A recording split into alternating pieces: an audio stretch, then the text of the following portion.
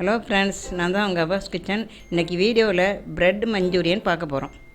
அதுக்கு முன்னாடி மறக்காமல் நம்ம வீடியோ பிடிச்சிருந்தால் லைக் பண்ணுங்கள், நம்ம சேனலை சப்ஸ்கிரைப் பண்ணுங்கள் மற்றும் ஷேர் பண்ணுங்கள். வாங்க வீடியோக்குள்ளே போவோம். தேவையான பொருட்கள் செய்முறையிலே காட்டுறேன். இப்போது உங்களுக்கு தேவையான பிரெட் ஸ்லைஸ் எடுத்துக்கோங்க. அந்த ஓரத்தெல்லாம் கட் பண்ணிவிடுங்க. கட் பண்ணிவிட்டு நான் இப்போ செஞ்சு காட்டுற மாதிரி ஸ்கொயராக கட் பண்ணிக்கோங்க. மைதா 2 டேபிள் ஸ்பூன், அரிசி மாவு 2 டேபிள் ஸ்பூன், சோள மாவு 2 டேபிள் ஸ்பூன், மிளகாய்த்தூள் 1 table spoon, garam masala 1 table spoon, மஞ்சள் தூள் அரை டீஸ்பூன், தேவைப்பட்டால் ஃபுட் கலர் கொஞ்சம் போட்டுக்கோங்க, இஞ்சி பூண்டு paste 1 table spoon, lemon juice பாதி, தண்ணீர் 1/4 கப்.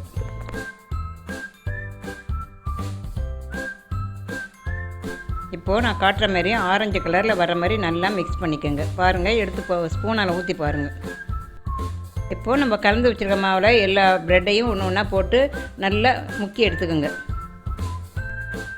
இப்போது அடுப்பில் எண்ணெய் சட்டியை வச்சு தேவையான அளவு எண்ணெயை ஊற்றுங்க.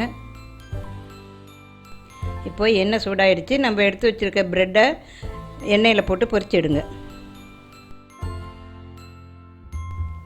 மறக்காமல் லோ ஃப்ளேமில் வச்சு செய்யுங்க.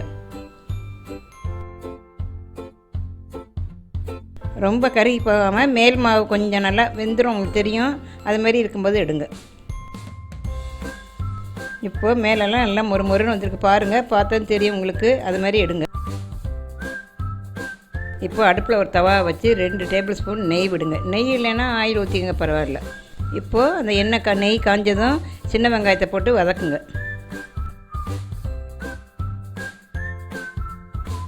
இப்போது இந்த மாதிரி வெங்காயம் நல்லா வதங்கிட்டு ஒரு 1/4 கப் கேப்சிகம் கட் பண்ணி அதில் போடுங்க. அரை டேபிள் ஸ்பூன் இஞ்சி பூண்டு பேஸ்ட்டு போடுங்க. உப்பு ருசிக்கு தகுந்த அளவு. இப்போது நல்லா வதக்கி விடுங்க. இப்போது தக்காளியை நான் கட் பண்ண மாதிரி கட் பண்ணி அதில் போட்டு கொஞ்சம் நேரம் வதக்குங்க. மிளகாய்த்தூள் ஒரு அரை டேபிள் ஸ்பூன் போட்டுக்கோங்க. மல்லித்தூள் ஒரு அரை டேபிள் ஸ்பூன், மஞ்சத்தூள் 1 டீஸ்பூன் போட்டுக்கோங்க. இப்போது நம்ம ஏற்கனவே எண்ணெயில் பொரிச்சு எடுத்த ப்ரெட்டை இதில் போட்டு வதக்குங்க.